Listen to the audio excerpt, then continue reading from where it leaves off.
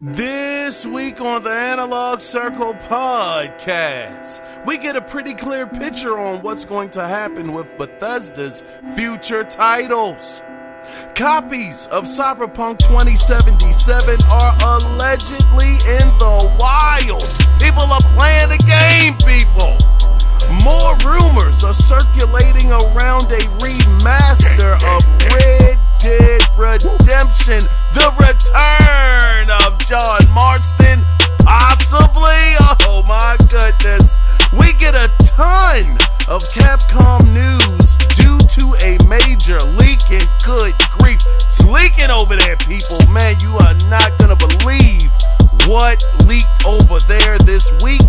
And finally, we know God of War Ragnarock is coming to the PlayStation 5, but could it also be available on the PlayStation 4? All of these stories and quite a bit more can be found here in episode 153 of the Analog Circle podcast. I am your host, Keon Mitchell, and I want to first off start the show by saying I apologize to you people, you good people that listen to the show. Listeners, I am uploading this at 8:30 at night, and the reason why, quite simply, ran into a few electrical problems. Let's just leave it there, but I definitely apologize for my tardiness, and I want to say, though, thank you for tuning in. Anyway, even due to the show being late, I still want to thank you guys for being here to spend a little bit of time with me to go over this gaming culture that we all love so much. Now, before we officially get into the show, if you, the listener, listening right now, if you want to be a part of the next, I was about to say the episode, but the next episode of listener feedback, you can do it two different ways if you want to voice your opinion. You can either call in at 443-216-9934 and let your voice be heard, or you can email the show, and the email address is the Analog Circle Podcast at gmail.com. And also, if you want to check out some previously recorded episodes of the podcast, all you got to do is type the Analog Circle Podcast into Google. It'll take you to where you need to be, and enjoy yourself. Now, guys, let me tell you really quickly what I've been into. I'm not going to be long-winded. First game I tried this week was, you guys might have heard of this, DMC5. I was playing that. It is marvelous. Fantastic game. I have thoroughly been enjoying it. It has been one heck of a ride. The graphics are just awesome, man.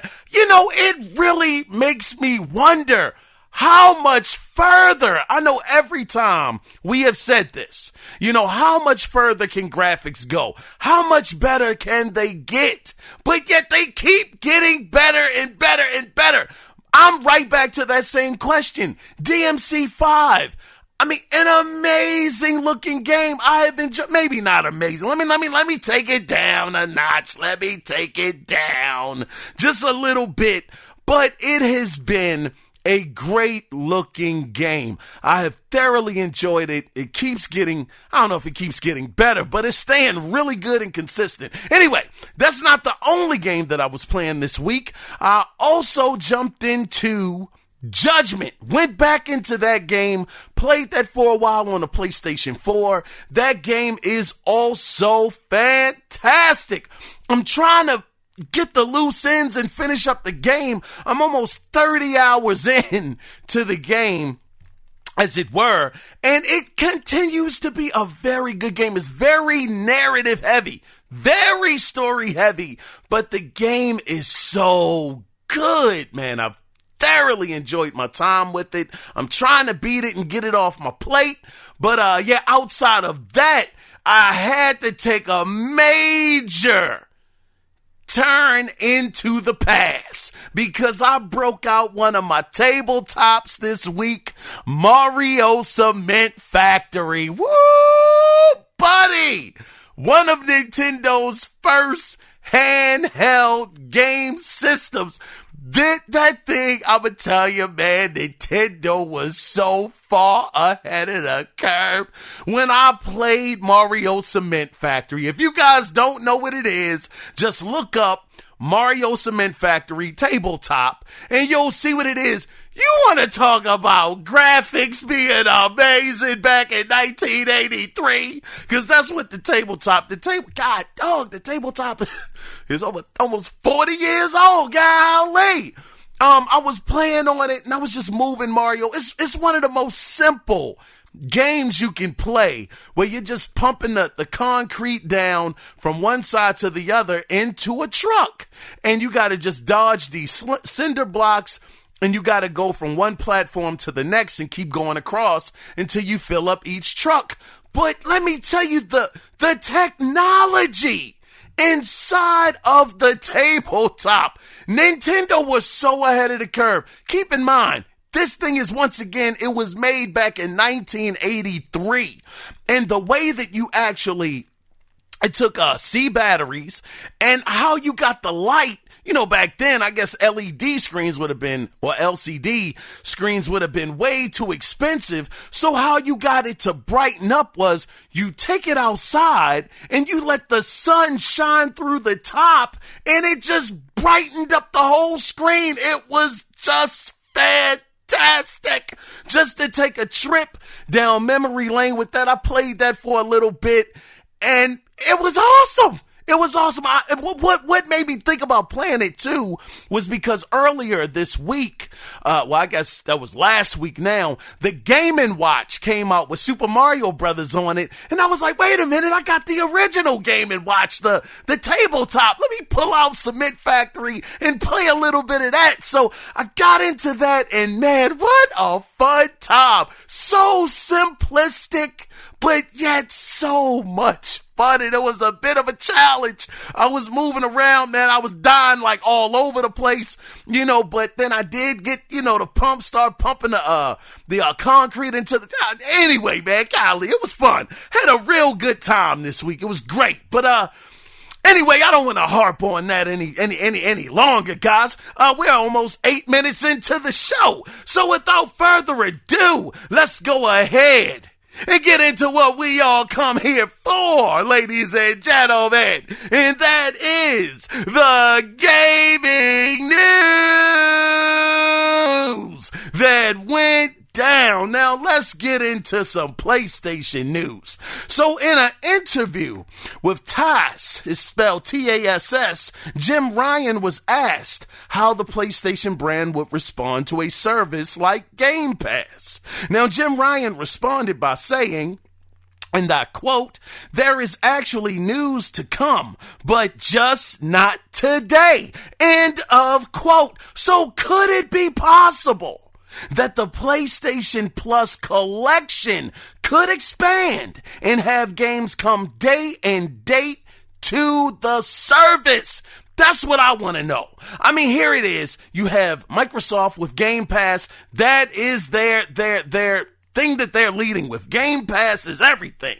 So here you have Sony. They're not doing that. Microsoft, they're putting their games in there day and date. And Sony, they are sticking with the more traditional route. Now, to me, do I think Sony needs to do the same thing? I'm going to be honest. I don't think they need to do it just yet because they are still in the good graces of gamers. But here is a bit of the conflict. Games are going up to $70. No, they're not going up. They are up already. They cost $70 for, well, I was about to say next gen titles, but current generation titles. Now that could be a bit of a problem.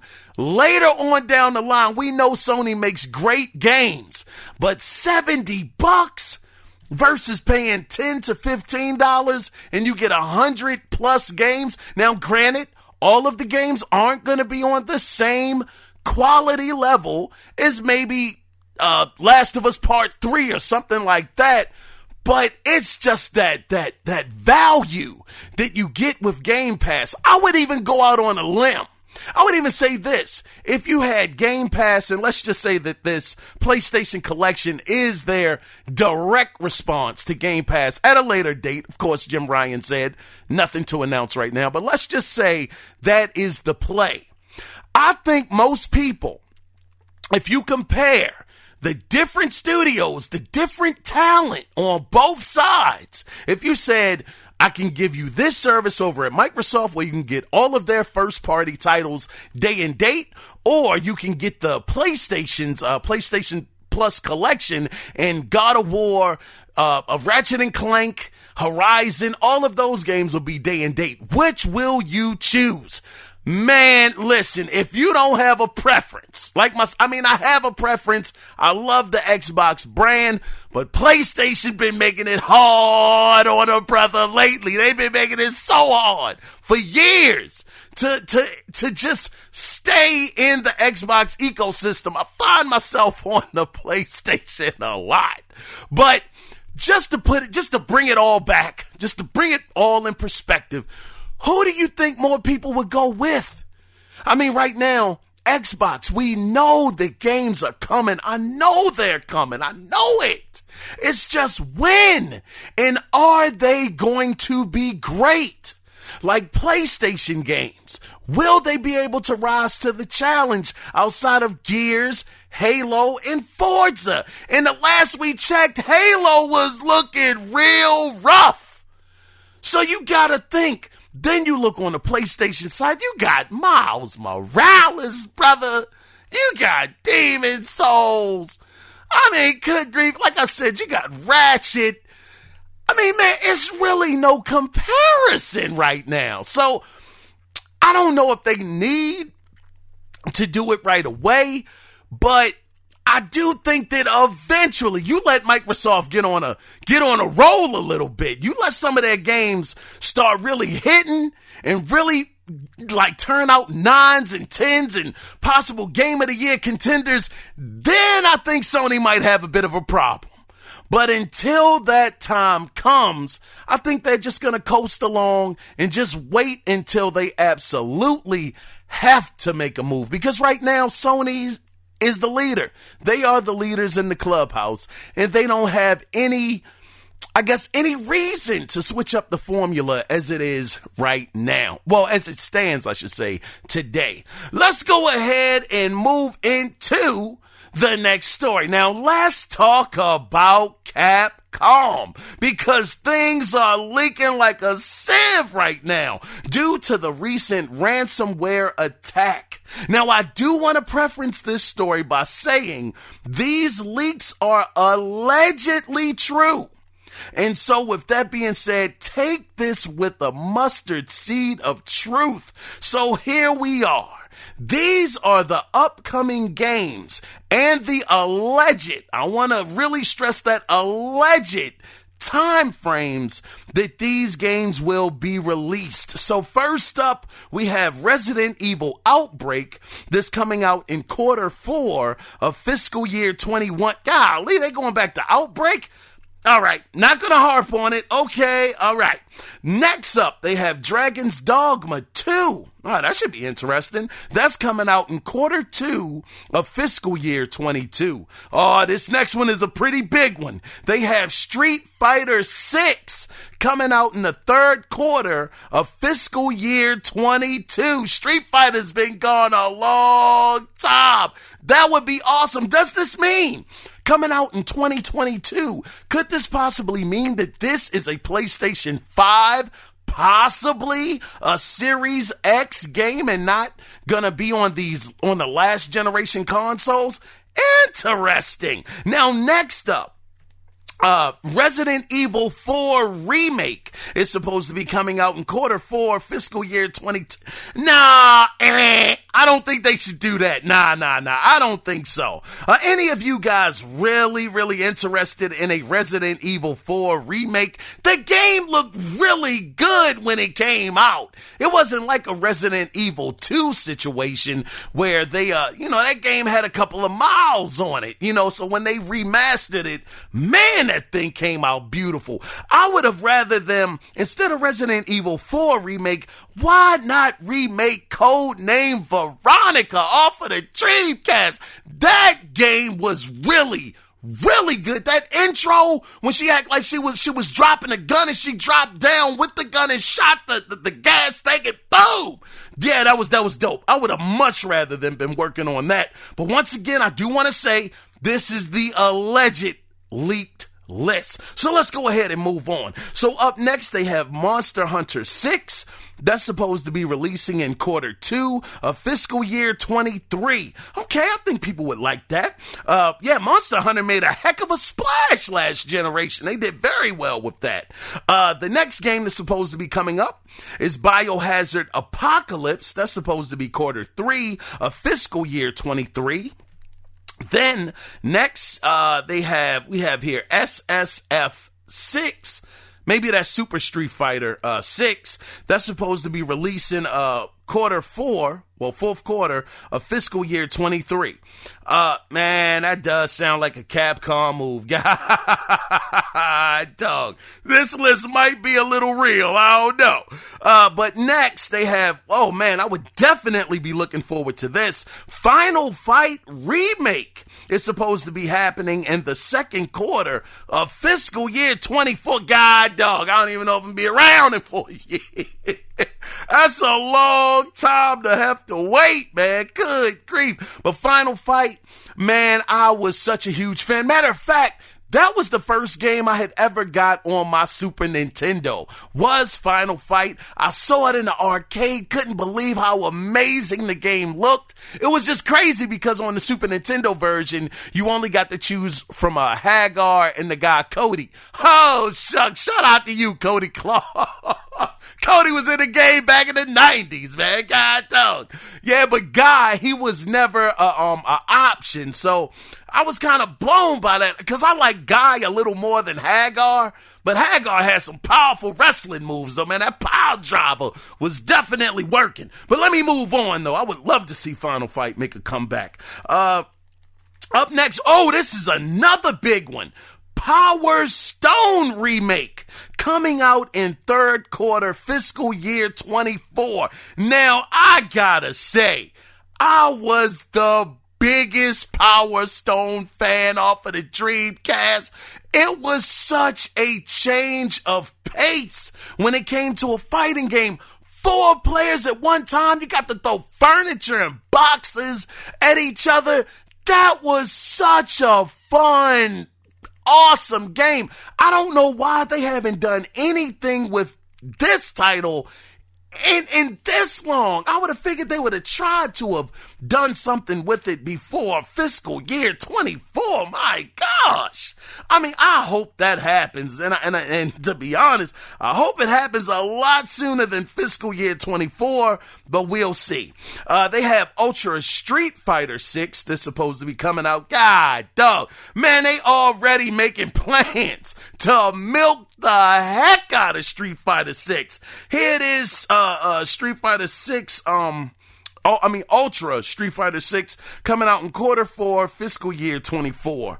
And looks like the last game is going to top it off with a Resident Evil that's called Hank. Resident Evil Hank. And that's going to be allegedly releasing in fourth quarter fiscal year 24. Again, I just want to say, as the IGN article pointed out as well, Capcom has not confirmed anything on this list. So like I said in the beginning, just take this all with a mustard seed of truth.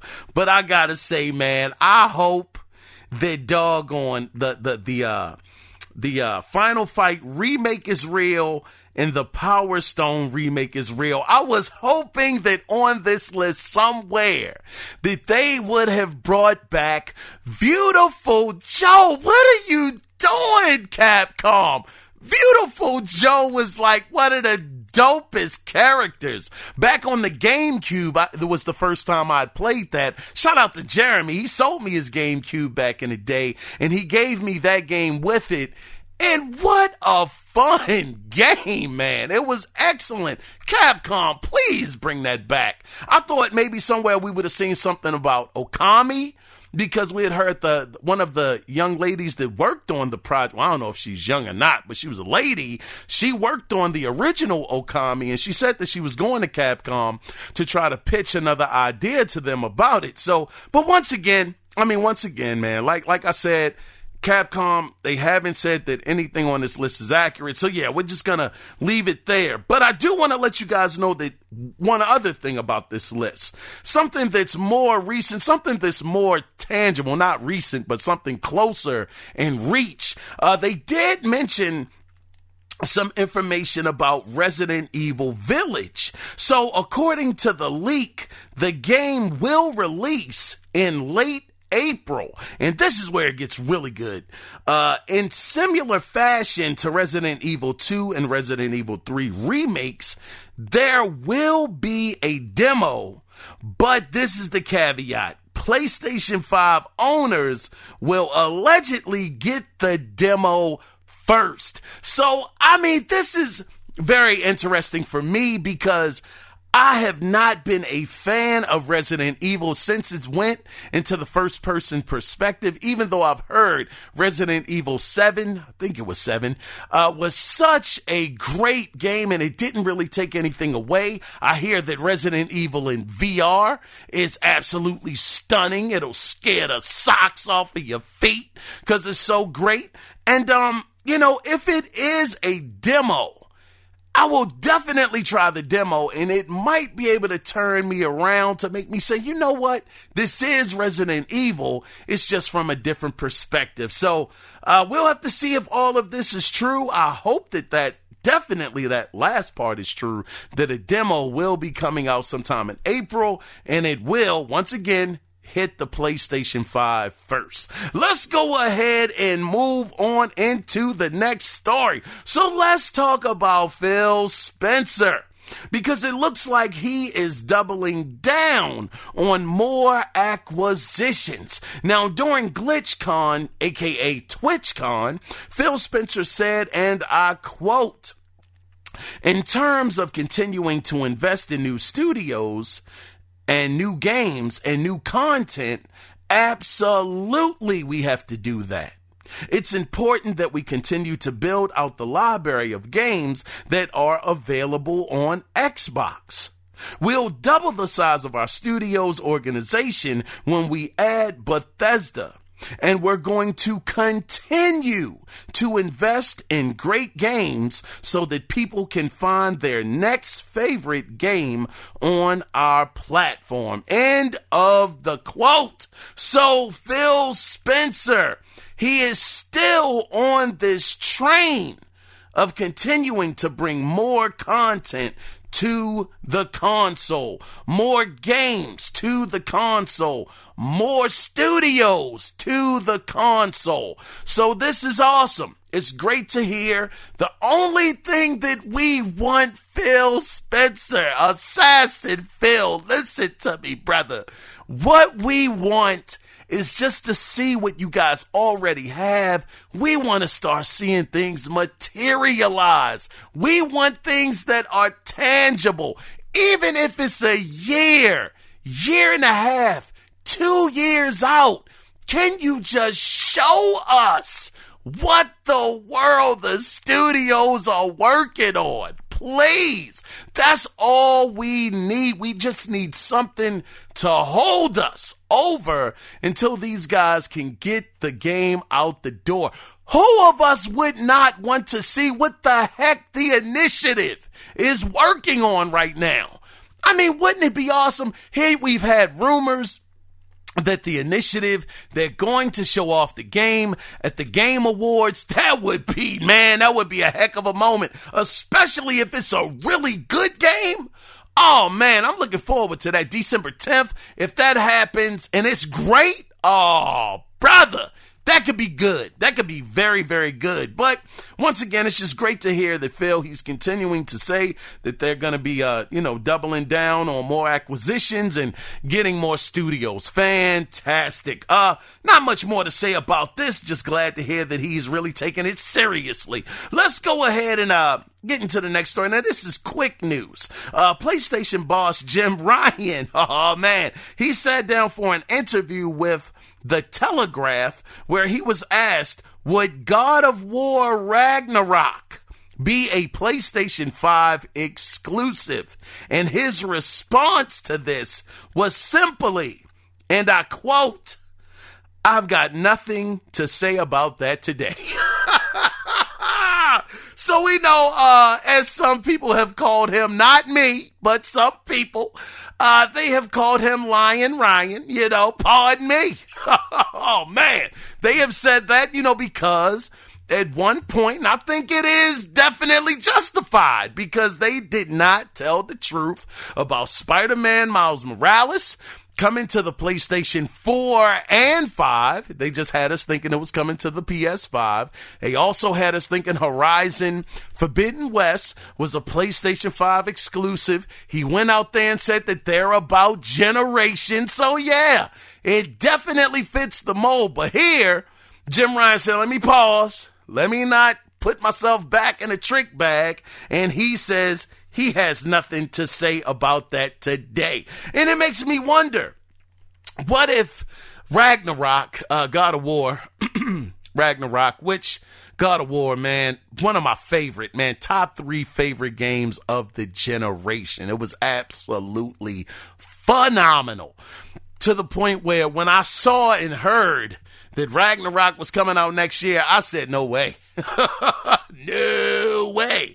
Not with the greatness that Cory Barlog and his team took years to build. I just don't know if that's going to happen. But then the rumors start coming out that it would probably be more of a Uncharted Lost Odyssey type of situation where the game is going to be shorter, almost like Miles Morales. People are saying that game is maybe not maxing out, but you can beat the game between 8 to 10 hours, and that doesn't include doing all of the extra activities. So if it's something like that and it's kind of following that same formula, would it be such a stretch to believe that Ragnarok wouldn't be available on the PlayStation 4? I would have to think that if that was the case, Jim Ryan, he would have been happy to say, oh no, that's coming to the PlayStation 5 and only the PlayStation 5. I mean, we've heard Insomniac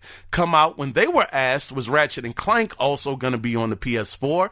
And they came out and absolutely obliterated that and said, no, it will only be available on the PS5. So it makes me wonder, could Ragnarok be on the PS4 as well? And if that's the case, do you guys think that that somewhat dampers the PlayStation 5 a little bit? Because, to be fair, we've heard for quite some time, before everybody's chips were on the table, before Sony said all of this stuff that we've already heard now was old news, that PS5 games were going to be on PS4, we killed Microsoft from the same narrative that their Xbox Series X games were going to be on the Xbox One.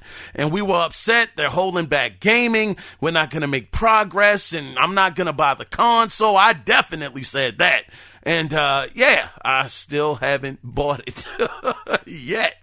And, I just wonder, does it take away the luster of a brand new God of War because it'll be on the PS4? Possibly. We don't know yet, but it doesn't sound like Jim Ryan is very confident that it's just going to be released on the PlayStation 5. Let's go ahead and get into the next story. So according to Famitsu, they have the console launch numbers for how many PlayStation 5s and Series X's sold in Japan.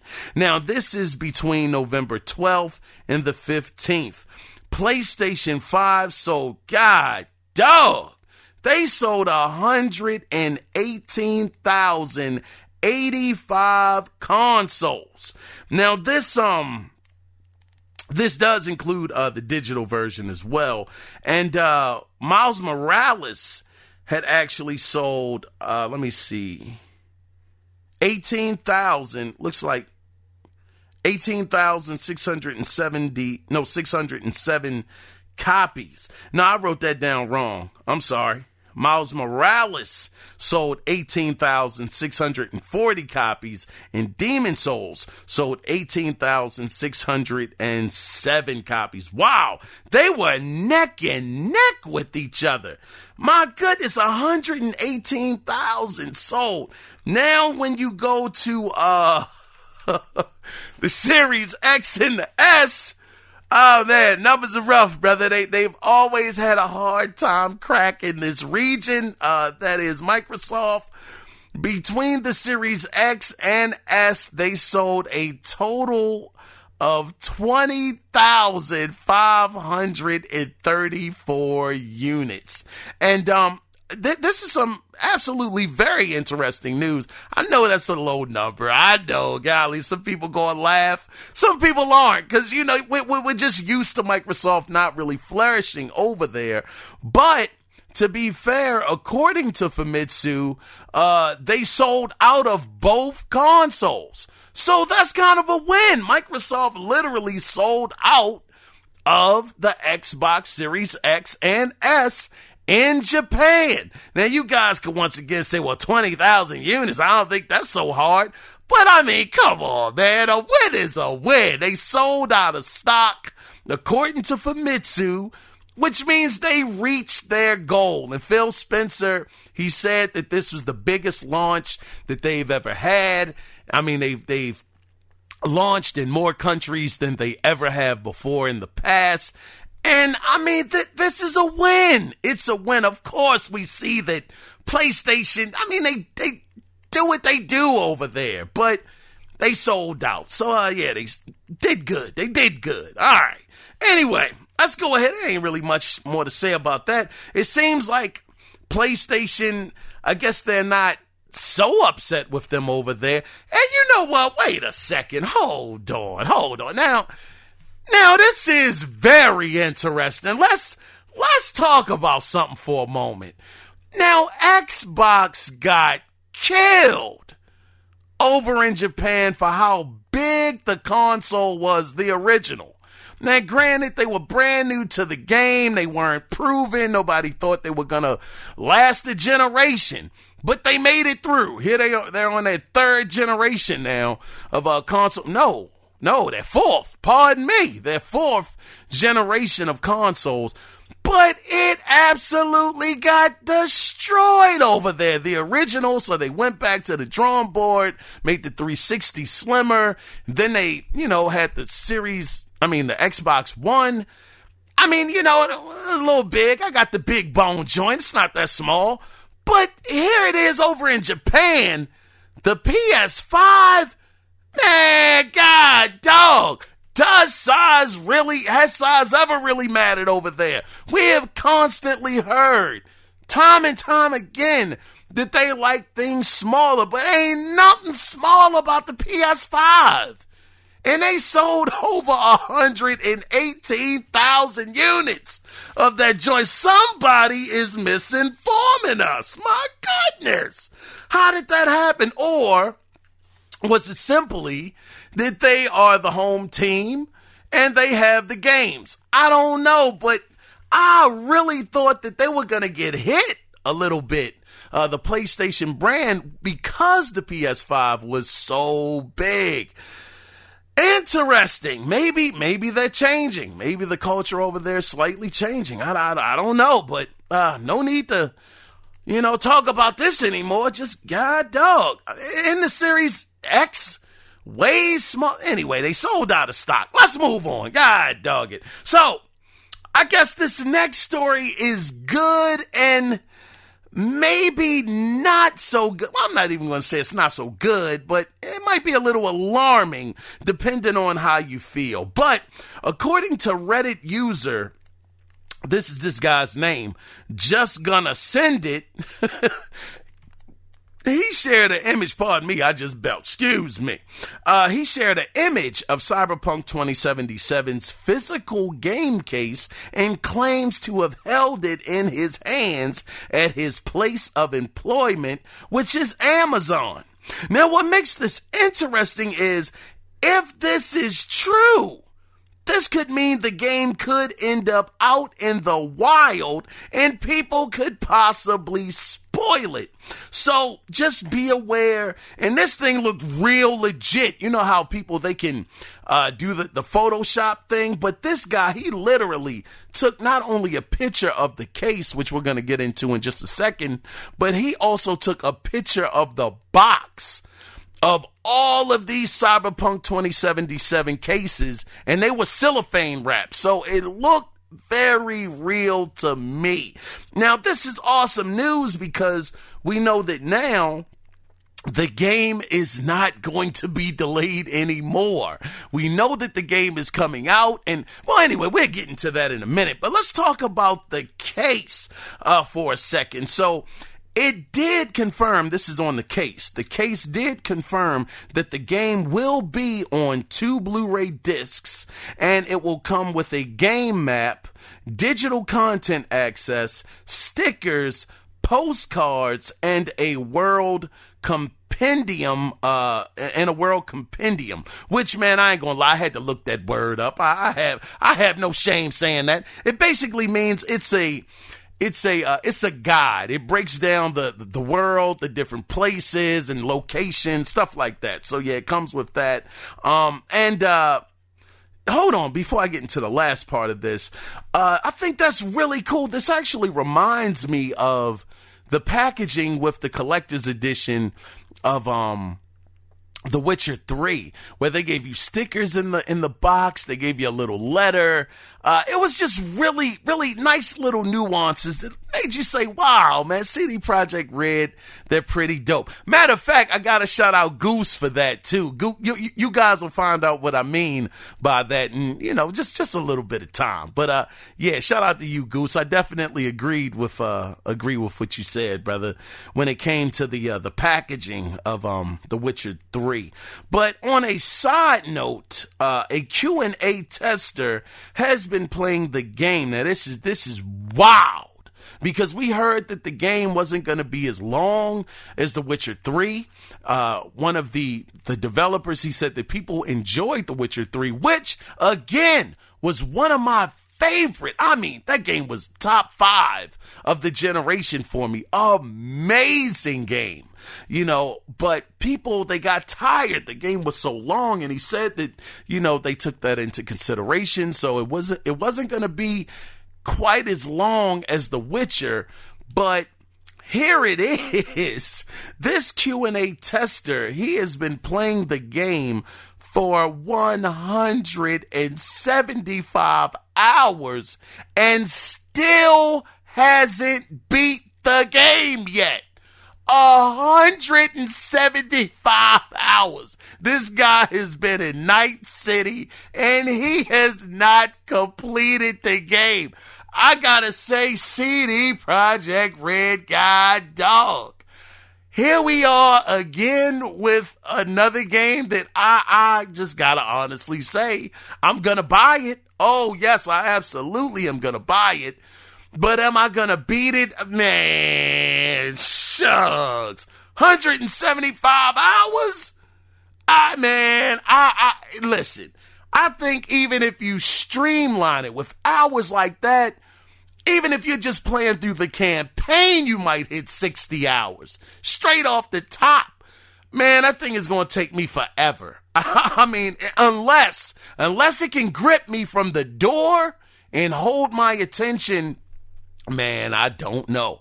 But for you guys that are looking forward to Cyberpunk 2077 like myself, and are looking forward to getting lost in that world and just enjoying every single ounce, every morsel, every piece of what the game has to offer, this is fantastic news, though. It's great. 175 hours. And this is without, as far as the article read, this wasn't even including any DLC. This had no extra content. This was just the bare bones game itself. Good gosh. Before we move on, I do kind of want to say I might be getting some quotes mixed up with The Witcher 3 and Cyberpunk. I know that we know the world wasn't going to be as big as The Witcher, but now I could have almost promised that the guy said that they weren't trying to make it as long as The Witcher 3. I just don't want to give you guys false information. So that might be true or it might not be. Just don't quote me on it. Anyway, let's go ahead and let's get into let's get into this Bethesda situation. So we got an updated news brief on this, like I said, this Bethesda situation when it comes to games coming to the PlayStation and Nintendo consoles. Now, this is coming from Xbox CFO Tim Stewart, who said, and I quote, "It's very interesting here, too." He says, "We don't have intentions of just pulling all of Bethesda content out of Sony or Nintendo or otherwise. But what we want is we want that content in the long run to be either first or better or best, or pick your differentiated experience on our platforms. We will want Bethesda content to show up the best as on our platforms." End of quote. Now, he finished it by saying, and this is coming from the comic book article, quote, "Yes, that's not a point about being exclusive." Listen to that again. Yes, that's not a point about being exclusive. That's not, no, he says, that's not a point about what we're, hold on, I wrote this all messed up. That's not a point about we're being adjusting timing or content or roadmap. But if you think about something like Game Pass, if it shows up best in Game Pass, that's what we want to see. And we want to drive our Game Pass subscriber base through that Bethesda pipeline. So again, I'm not announcing pulling content from platforms one way or the other, but I suspect you'll continue to see a shift towards a first or better or best approach on our platforms. End of quote. I know I butchered that a little bit. Pardon me. My writing got a little sketchy there.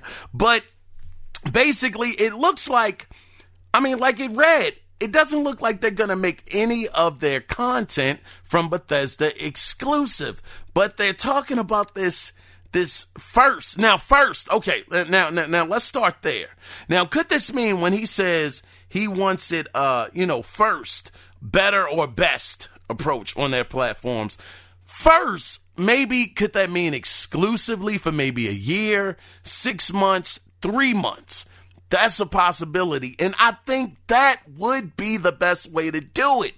If you're not going to lock it down exclusive to your platform, at least, God dog, at least make PlayStation and Nintendo have to wait a year to get the content, because if it's just going to come out day and date on the other platform, that is not going to move your Game Pass numbers but so much. But then again, $70 games, $70, that might move some people a little bit. But if you are a die-hard PlayStation gamer, you guys know what I am. I'm a console polygamist, brother. It does not matter. I want them all. So it doesn't bother me. But if you are a person who just die-heartedly, and I know that ain't a word, but if you die-heartedly want to stay in the PlayStation ecosystem, you aren't going to be budged. You're going to say, look, I'll get it on the PlayStation. I'll spend the $70. I don't care. And also, not everybody, to be fair, can afford all of the consoles either. But if you are a person that can afford all of the consoles, and let's just say Xbox, the Series X version, they have it in Game Pass, and you want it, let's say it's Starfield, and it's releasing, and it's a year timed exclusive, and it's in Game Pass, so you don't even have to pay the $70 to play it. You can pay $10 or $15 and play it. Man, that could make a bit of a difference, brother. I'm not going to say it's going to make the stars and the moons and the quasars of a difference, but that could turn a couple of heads. Like, okay, this is not only an exclusive for a year, but I can also play it for $15 or $10. Now, granted, Starfield might take you a little bit longer than a month to beat.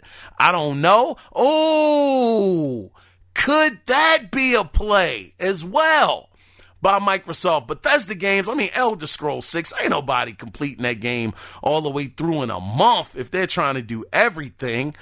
Man, maybe some of these games that could keep you hooked. It's like I'm not done with it yet. Man, I gotta keep it for another month to get what I need.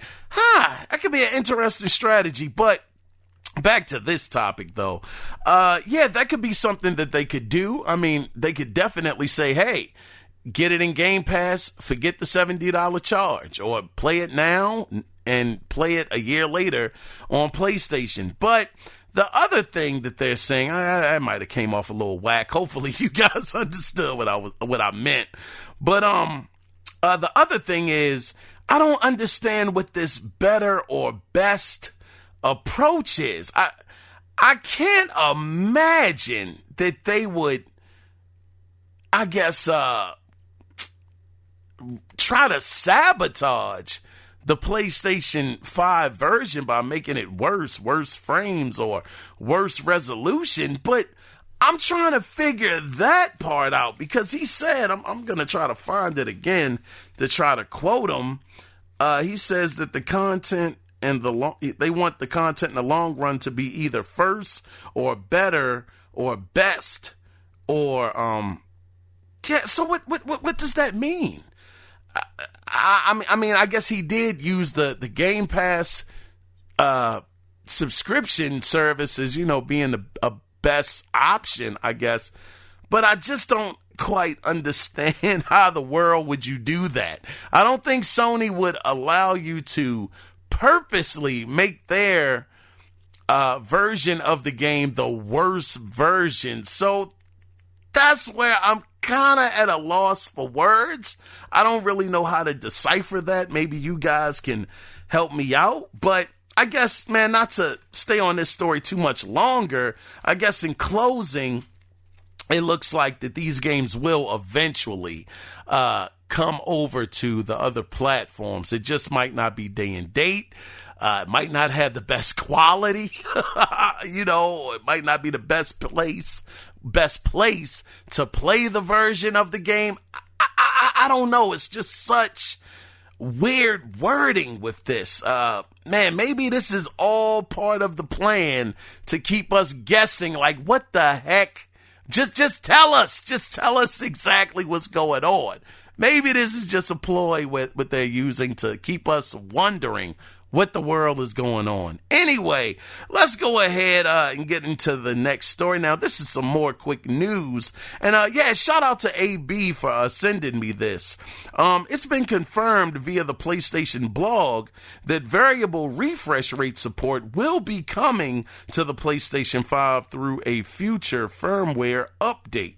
But to be clear, the PlayStation 5 does support VRR through HDMI, but after the update, the PS5 will also be able to utilize VRR via VRR-compatible TVs. And we know that on the Series X, it's been making one heck of a difference with the screen tearing and the frames per second, because, man, quite honestly, man, we got to call a spade, brother. I mean, good grief. It has been, I'm not saying it's been smoking the Series X, but the PlayStation 5 has been performing, in some instances, 15% better than the Series X. And they just did another comparison over at Digital Foundry, where they were talking about the latest Call of Duty, and they both were pretty neck and neck.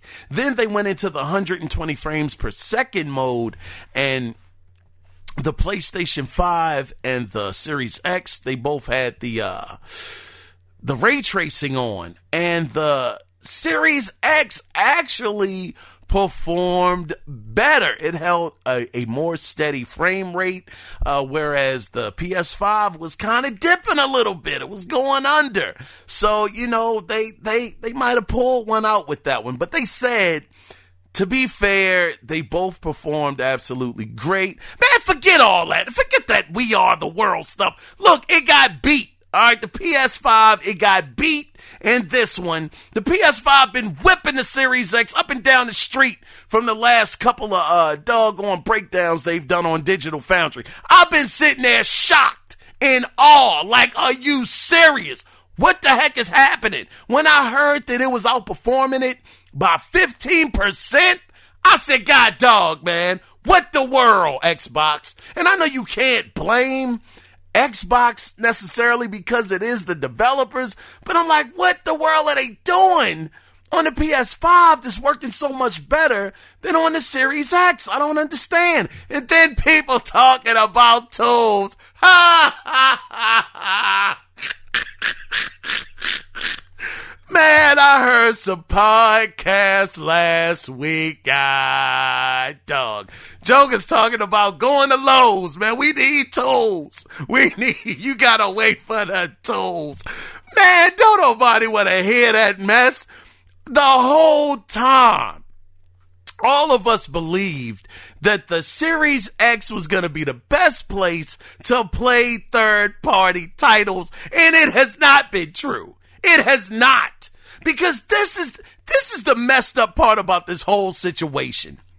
Even if the PlayStation 5 and the Series X are on the same wavelength and they're performing the exact same, it is still a win for PlayStation 5 because the Xbox should be doing better. Now, granted, hey, this is what Microsoft said. World's most powerful console. I gotcha. It on paper, it absolutely is. But when it comes to getting in there and actually going at it with the PS5, both of them being pent against each other, man, that 5 is doing its thing, brother. I can't even, I didn't see this coming. Didn't see this coming at all. And then people want to change the narrative again, talking about, man, well, just enjoy your games. I don't even care about the power. Yeah, you don't care about the power anymore or the performance because your console is getting smoked. That's why you don't care.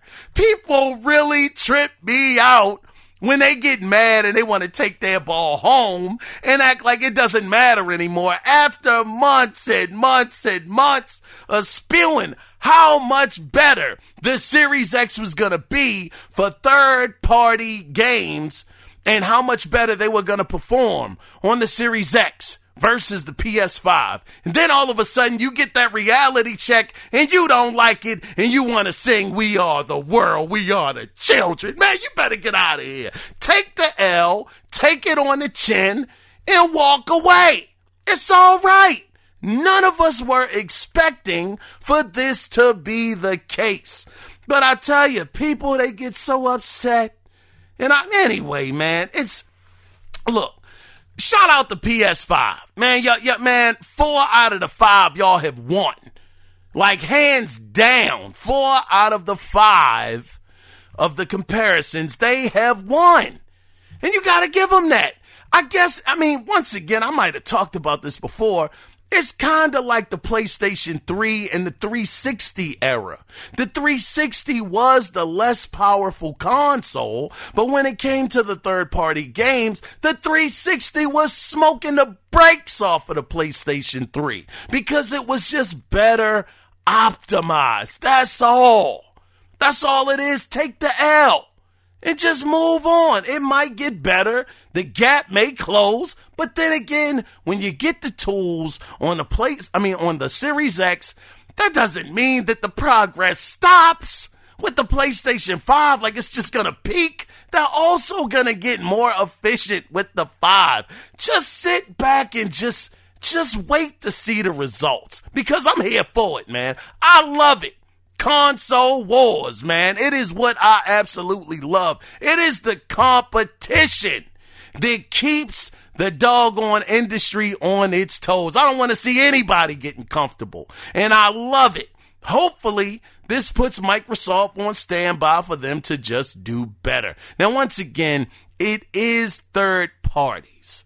They are the developers. They're the games that we're seeing being pitted against each other. Now, that's even more of a reason that your first-party studios have to take full advantage of the console. Hopefully, they'll be able to do that on the Microsoft side. They've made it very difficult because, I mean, you got to make sure that it works on a PC, make sure it works on, the cloud service and all of these other services, whereas with PlayStation, they're just worried about it working on the PS5. Let's go ahead and let's move on from there into the next story. Now, this is a very interesting one, too. According to a Reddit user, if you search Red Dead Redemption Remaster on Google, the top listing is a Amazon link for Red Dead Redemption Remaster. And not only that, it has a release date. Now, this is where it gets wonky as heck. It has a release date, and man, it's an interesting one too. It says that the release date is December 10th, and the price of it is $49.99. Now, before I get into that date, y'all think y'all know where I'm going with this. However, when you click on the link, it redirects you to a more standard search page for Red Dead Redemption. Now, I got to shout out CBR.com for this story right here. But what is happening on December 10th, brothers and sisters? The Game Awards are happening on December 10th. Could it be a possibility? Yeah, that rhyme got dogged, man. I got bars, brother. Could it be a situation where when the Game Awards are going on, let's just say, I don't know, Rockstar comes out there and they're talking about, I'm about to say Red Dead Redemption. Good grief. GTA 5 coming to this current generation of consoles, which is crazy. When have you ever seen a GTA go across 3 different platforms? Wild. That's wild. But let's just say they're talking about an update or something like that, and they say, oh, guys, we almost forgot. Have you guys missed John Marston? I mean, I'm making up some corny stuff right now, but, have you missed John Marston? Yeah, virtually we all screaming, yeah, we did. Well, guess what? You can buy it tonight on Xbox, because this was the interesting thing, man. I kind of left this out. The listing only had it for Xbox Series X. No, it didn't even say Series X. It said Xbox One on the listing. So I don't know, is that an exclusive or what? But it is going to be interesting because we heard this. This isn't the first time we've heard this rumor. We heard this over the summer that they were working on this, and of course it evaporated. And once again, this could absolutely not be true. December 10th could happen, and there is no Red Dead Redemption remake or anything like that. I would be let down and all of that stuff. So I definitely want to stress, take it with a mustard seed of truth. But how cool, excuse me, I just hiccuped. How cool would it be if this was the case? Let's go ahead, man, and let's move on. Hold on, let me see something. When does because I'm gonna make sure I'm telling y'all the right thing. The right date, I should say, for the Game Awards. Yeah, I want to make sure. I thought it was December 10th. It is December 10th. Okay, just wanted to double check on that. Now, let's go ahead and let's get into the next story. This is some more quick news. This is actually pretty good news for Xbox owners. Raw Fury has revealed that they are releasing their first-person puzzle adventure game that actually it debuted in May, entitled Call of the Sea. Now, this game is actually going to be released on December 8th, and it'll be available for the Xbox Series S, the X, and it will be in Game Pass as well. And it'll release on Xbox One and PC, and it will retail for $19.99. You know what? That Game Pass again, that just reminded me of something. I want to shout out to The Power of Metal. The Power of Metal, he actually hit me up on Twitter. Shout out to you, good brother. He hit me up on Twitter and he let me know that he won the Game Pass card. So shout out to you for getting that. That is awesome. I'm glad you were able to redeem that, my good brother. Now, that leads me into this. Once again, this is Black Friday week. These digital sales get crazy. They're awesome. And what I want to do is I want to give away a $25 PlayStation Store gift card. So for you guys that have PlayStation 4s and 5s, I'm sure it works on that as well. Get your pens and your cards and all of the stuff you need to write this down. So the code is as follows: 8C8M34NHXFHR. Write that down. Go up there. It's $25. Put it towards Cyberpunk 2077. Put it towards The Last of Us Part 2. Pick that up on the cheap, or Ghost of Tsushima. Whatever you want. That's just for you. And it's just a small way of me saying thank you guys for rocking out with me. I truly appreciate it. Sir X-Man, he said, no, not Sir X-Man. I want to get this brother's name right, because he said that if nobody else redeems the cards, trust me, he will. So I want to shout out. Matter of fact, I got a bit of a bone to pick with that brother. Good grief. I'm trying to find his name here. Hold on. Yeah, it is, Sir William X. Man, you guys beat up on my Ravens, brother. Man, let me tell you something. Shout out to that brother. That brother said if y'all don't get the card, he's going to redeem it. But I want to say, God, dog, we thought we had y'all, man. Brother, I'm going to tell you, I was halfway celebrating the win over the Titans. Sir William, I was ready to call you out, brother, and say y'all needed to. They ain't even no need of saying what I was going to say, because we lost. We lost in overtime by a touchdown from doggone Henry. Man, I walked away from the game just hurt. I mean, I wasn't even hurt. I was just let down, man. Just terrible. Anyway, let me get off of that. But shout out to you guys. Redeem that. And yeah, enjoy the game, whatever you pick up. And let me know that you redeemed it. Please do that. Call the show or write in. Let me know you got the card, man. Please be like the Power of Metal and just communicate with me. Thank you. Let's go ahead and get into the next story. Man, we are well over an hour. Good grief. I figured this was going to be a longer show. But I feel like I owe it to y'all because I uploaded this late. So I purposely tried to write some extra stuff in just to make up for the tardiness. But we know that the PlayStation VR is compatible with the PlayStation 5. I mean, we all know that. But what about the PlayStation 5 getting its own dedicated VR headset to take full advantage of what the PlayStation 5 can do? Well, Vice President of Platform Planning and Management, his name is, I'm going to butcher it, but I'm going to try. Hold up. Hideki is spelled Hideaki. I got the Aki part of it. Hideki? Yeah. Nishono. God, dog. Read it, people. It is fundamental. You got to use all of the syllables. Nishino. Now, I'm going to stick with it right there. That brother right here, the guy in charge of the platform and stuff. Yeah, he had an interview with a Japanese publication called AV or AV Watch and had this to say about the matter. And I quote, I would like to expect the PlayStation 5 to have a VR experience that is appropriate for the PlayStation 5.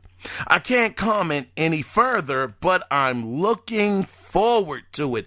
End of quote. Now, just on a side note, and this is something that really came in and I thought this was dope. Blood and Truth just got a new update for PlayStation 5 that enhances the game to 4K resolution and takes the frame rate up to 90 frames per second. And that game looks stunning. That was probably one of the standouts. I know that a lot of people like the robot game, forgetting the name of it at the moment. People really stand by that, thought that game was amazing as well. But Blood and Truth, man, game really has some legs. But here we see that, getting back to the subject at hand, it looks like it is definitely not out of the wheelhouse of possibility. Matter of fact, he said he's looking forward to it. And we had heard, this was about a year ago, before we had got much of any information about the PS5. We had heard that they were going to be making a VR headset. It was just going to come maybe a year later, after the console had already released, because they didn't want to bombard people with so many options of different things to buy. So they wanted the PS5 to breathe a little bit, get a little bit of space, and then bring out the VR unit. So, we'll have to wait and see, though, to make sure that this happens or not, because plans and things can change at the drop of a dime. So we'll have to see if Mr. Nishino is, going to let this happen or push for this to be the case. And I think that, having the PS5 be able to have its own VR unit, that could really take it to another level, because I've heard that on the PSVR, one of the things that really can hurt you are the frames. It not having a steady frame rate, it can really make you sick, make you queasy, make you dizzy. It just doesn't really match up with something to do with the brain or something, equilibrium or something like that. So with the PS5 being able to do 120 frames per second pretty convincingly, I might add, even Digital Foundry said that they were pretty shocked at how well the game was performing at 120 frames per second, that being the latest Call of Duty. I think that the VR headset would definitely benefit so much from having all of that power under the hood. So hopefully this will definitely come to fruition very, very soon in the near future. Let's go ahead and get into the next story. So this came out of nowhere, but it is so fitting. IO Interactive, they tweeted out, and I quote, "Project at 007 working title is a brand new James Bond video game with a wholly original story. Earn your 00 status in the very first James Bond origin story to be developed and published by at IO Interactive." Who the world saw this coming? When is the last time we have seen a 007 game? I had to go back in the mental Rolodex, and I can only think of the only 007 game I can remember. And I'm not saying it's the only one, but it's the only one that comes to my mind. It was back on the PlayStation 2. And, oh man, I can't remember the name of it. I wish I had researched that before I started recording, but it was on the PS2, and it was actually a really good 007 game. I had such a good time with that.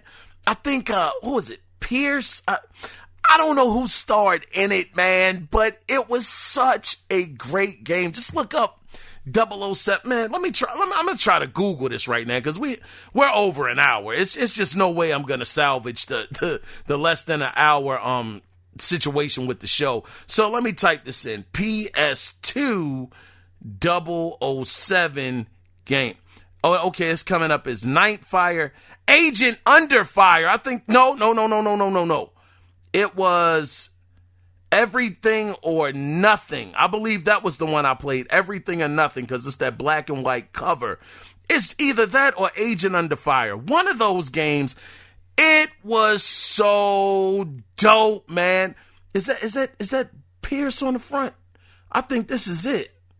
That's it, because it has the actor on it. Yeah. Man, and what did they rate it? It got a 4.7 out of 5, an 84 Metacritic. Yeah, I thought that game was good. Man, let me tell you, that game had me hooked. I was so pumped up to play that game.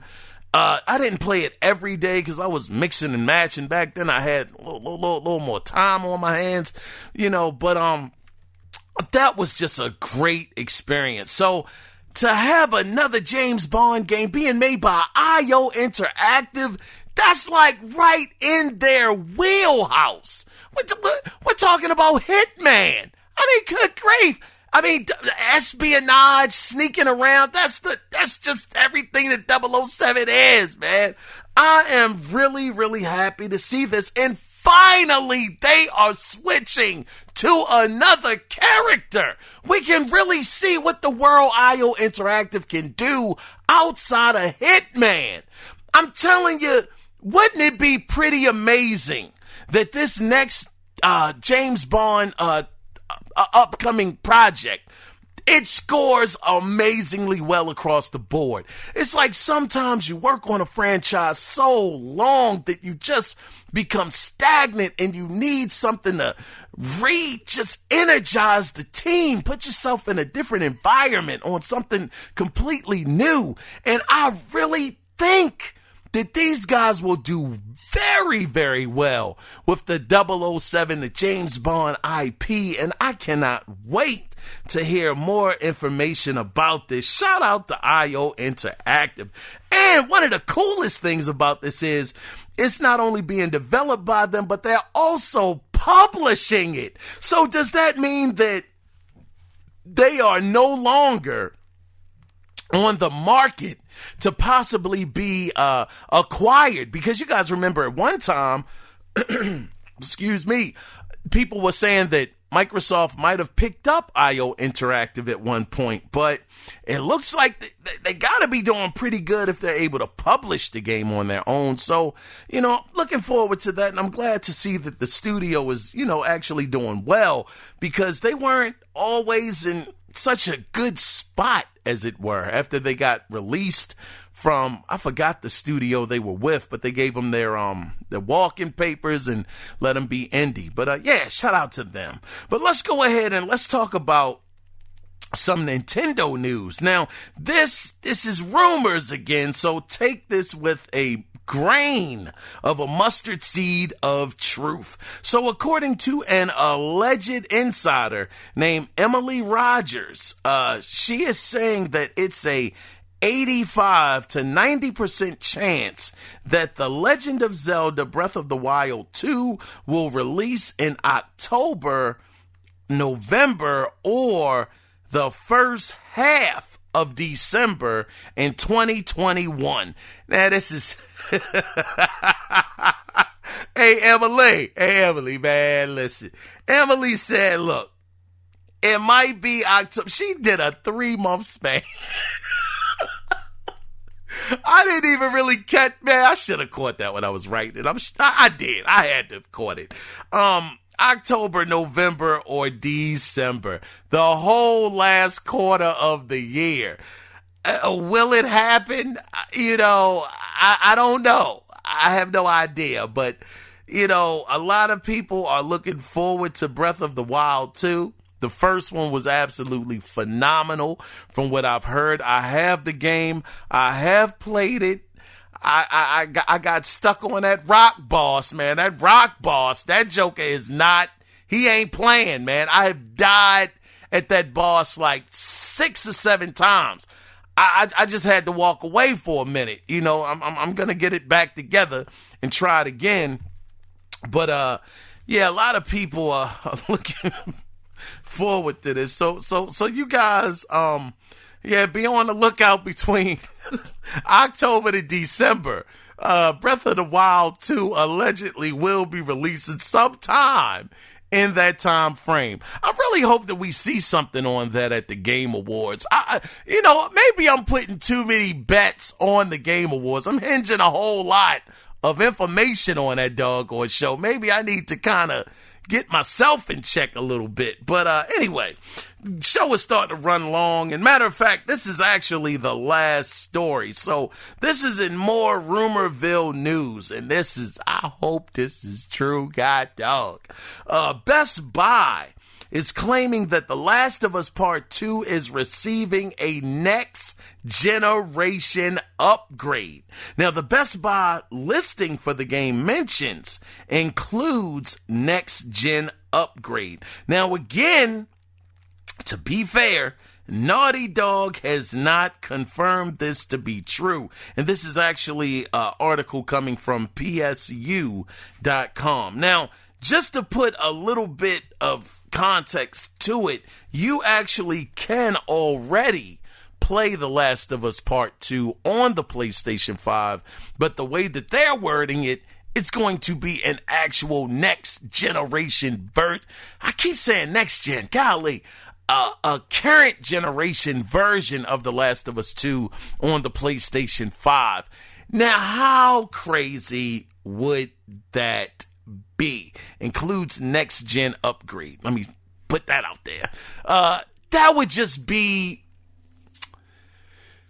all right. Now, you guys know how I feel about The Last of Us Part 2. Greatest game of the generation. One of the absolute greatest games I have ever played in my gaming life.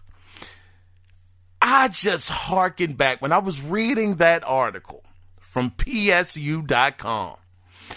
I said, how crazy would it be that this upgrade actually takes the graphics up to that same level that we saw The Last of Us Part 2 debut in? Because those graphics, everybody said it's no way. That is PlayStation 4 footage. That has to be the next gen version. It has to be. It is impossible to run the game at such a high fidelity. And yet, the PlayStation 4 version, it came mighty close. I would say it was within that 80 to 85, maybe even, I'm going to keep it around 85% margin. It came so close to looking exactly like that demo that we saw, before the game came out. Can you imagine, brothers and sisters, that if this is true, the amazing graphical upgrade that could happen if they do this, if they really make it a PlayStation 5 version of the game, not a backwards compatible version, but really put some of the wrench time in to do that. Man, I can't even lie. I would buy The Last of Us Part 2 all over again. Yes, I guess I am the problem.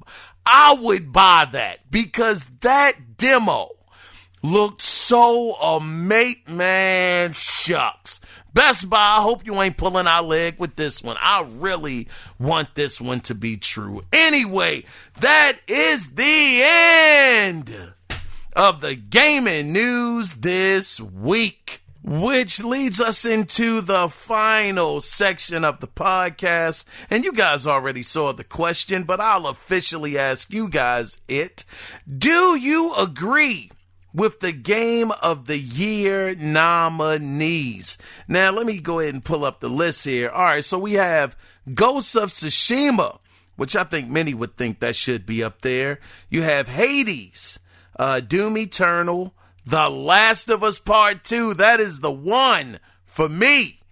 You have Animal Crossing, New Horizons, and Final Fantasy VII Remake. Now, before we get into if you agree with this list or not, I just have to point this out one more time.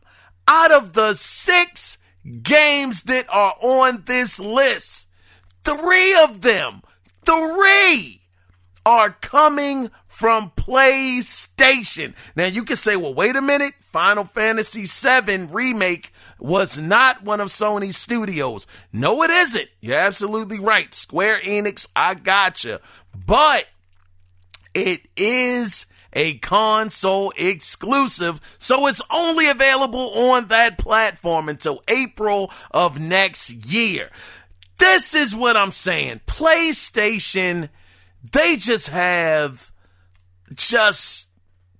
got the games, man. They got the games that people love and enjoy. And that's the problem.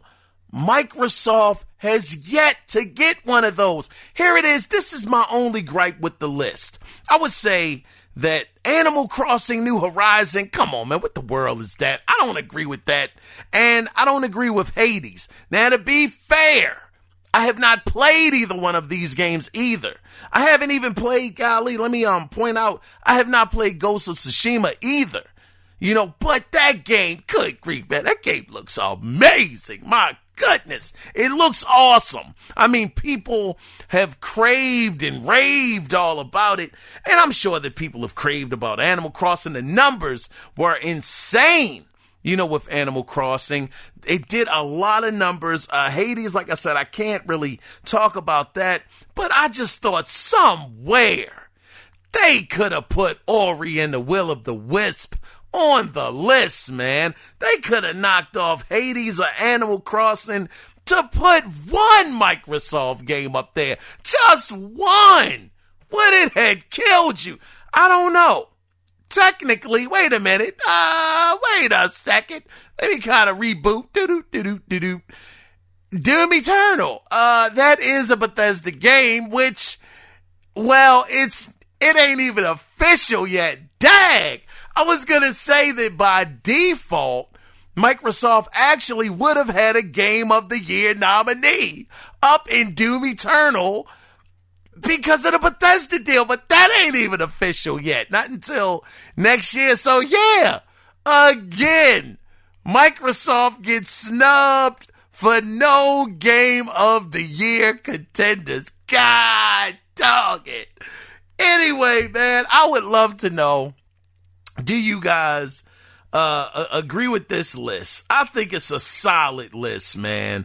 Like I said, I just wish Ori could have got on here some kind of way, took the place of Hades or Animal Crossing. But I would like to get your opinion. So if you want to be a part of the next listener feedback to express your thoughts, your opinions, and how you feel about the situation, you can do it 2 different ways. Either you can call in at 443-216-9934 and let your voice be heard. I'm gonna need some water after that one. Or you can email the show, and the email address is the Analog Circle Podcast at gmail.com. This is what I want to tell you guys real quick before we completely close out the show. Normally Wednesday would be listener feedback, but the feedback is a little light right now. I think I got 1 or 2 emails. So if you guys want to participate, if I don't get any more, I'm not going to be able to do it because it's just not going to last that long, you know. So I want to hear from you guys. Make sure that you call in or email the show because I would love to do the show this Wednesday. So yeah, that's about it though, guys. But until next time, before we completely wrap it up, always remember, it is not about the consoles. It is about the games. So with that being said, until next time, when we do it again, you guys take care. Be safe out there. Bye-bye.